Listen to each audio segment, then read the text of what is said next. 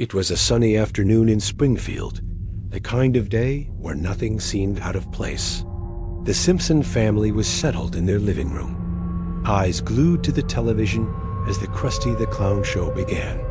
Krusty, the beloved clown, was in rare form, cracking jokes and pulling his usual slapstick routines. The studio audience roared with laughter, and so did the Simpsons except for Lisa, who was more interested in her book dot. But then, something shifted. Krusty's laughter, usually punctuated and controlled, began to stretch on, growing louder and more frenzied. His eyes widened, his mouth twisted into an unnatural grin, and his body started to shake as if possessed.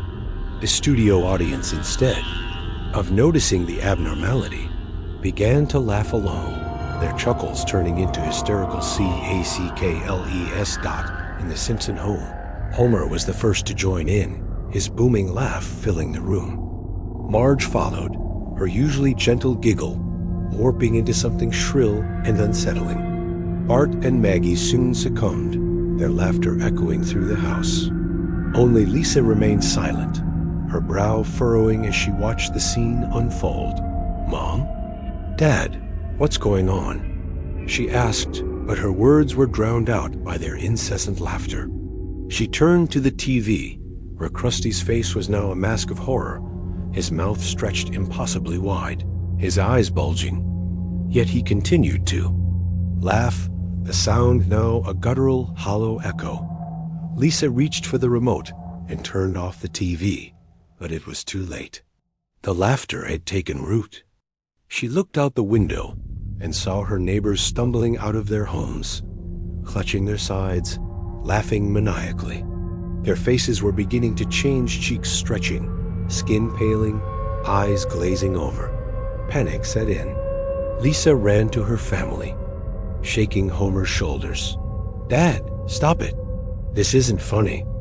But Homer just laughed harder, his eyes rolling back, his mouth starting to bleed at the corners as the skin began to tear.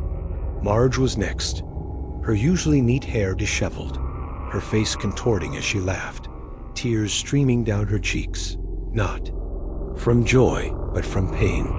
Bart was on the floor, writhing, his laughter turning into screams that were still somehow laughter. Maggie, too, was giggling in her high chair, oblivious to the horror around her. Lisa backed away, her heart pounding. She had to do something. She had to find out what was causing this and stop it.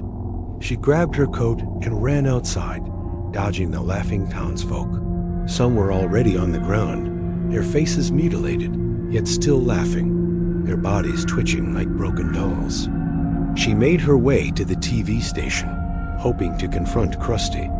The streets were a nightmare. Cars crashed, people stumbling about, all laughing that same hollow, echoing laugh out at the station. She burst through the doors and found the studio.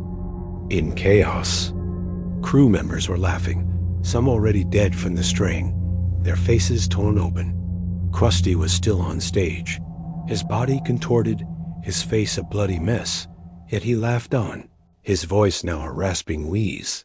"Krusty, please, you have to stop." Lisa cried, but he didn't seem to hear her.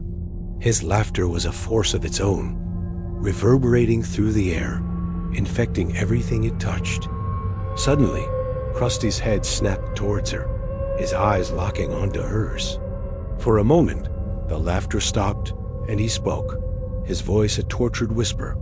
"Can't stop, it won't let me." Then, with a final, agonizing laugh, his face split open completely, and he collapsed, dead, but the laughter didn't stop. It continued, echoing from the speakers, from the people, from the very walls. Lisa realized that Krusty was just the beginning. The laughter had taken on a life of its own, spreading like a virus, unstoppable. She fled the station, her mind racing. Maybe if she could get out of Springfield, she could find help.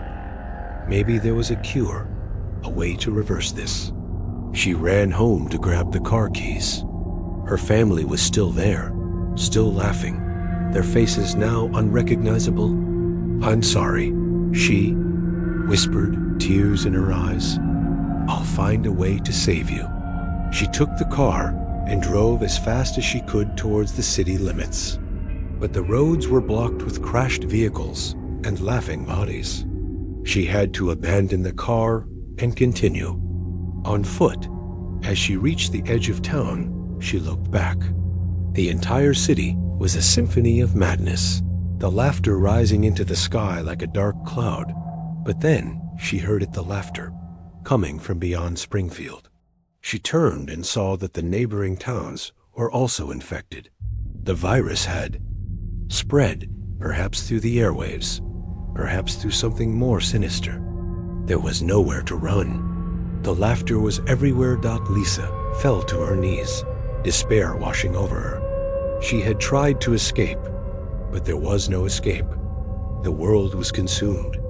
And then she felt a tickle in her throat, an urge to laugh. She clamped her mouth shut, but it was no use. The laughter bubbled up, forcing its way out. "No, please, not me," she begged, but the laughter took hold. It started as a chuckle, then grew into a full-blown cackle. She felt her face stretching, the skin tightening, then tearing. Pain shot through her, but she couldn't stop laughing. Her vision blurred, her mind clouded, and she knew she was lost. As her consciousness faded, she saw a vision of the future. A world where laughter was the only sound, where humanity was reduced to twitching, laughing corpses, forever trapped in a cycle of madness. And with that, Lisa Simpson, the last sane person in Springfield, succumbed to the laughter virus, her final thoughts drowned out by the hollow, echoing laugh that now ruled the world.